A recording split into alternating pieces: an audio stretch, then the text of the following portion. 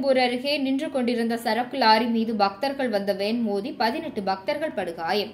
திருச்சி திருவெரும்பூர் அருகே துவாக்குடி கருப்பு கோவில் பகுதியில் இன்று அதிகாலை 4 மணி அளவில் சரக்கு லாரி ஒன்று திருச்சியிலிருந்து தஞ்சை நோக்கி செல்லும் சாலையில் நின்று கொண்டிருந்தது.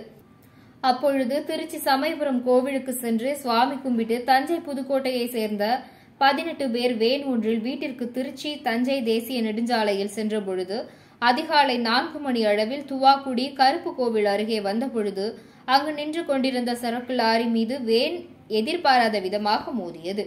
இதில் வேனில் பயணித்த பக்தர்கள் 18 பேர் படுகாயமடைந்தனர்.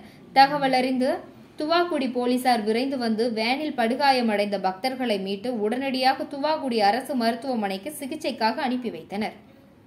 அங்கு மருத்துவர்கள் பக்தர்களுக்கு சிகிச்சை அளித்தனர். மேலும் படுகாயமடைந்தவர்களை திருச்சி அரசு மருத்துவமனை மற்றும் திருச்சியில் உள்ள தனியார் மருத்துவமனைகளுக்கு அனுப்பி வைத்தனர். இச்சம்பவம் குறித்து துவாக்குடி போலீசார் வழக்கு பதிவு செய்து நின்று கொண்டிருந்த லாரி மீது வேன் டிரைவர் தூக்க கலக்கத்தில் மோதினாரா என்ற கோணத்தில் விசாரித்து வருகின்றனர். காயம்பட்டவர்கள் தஞ்சை புதுக்கோட்டை பகுதியை சேர்ந்தவர்கள் என்று சொல்லப்படுகிறது.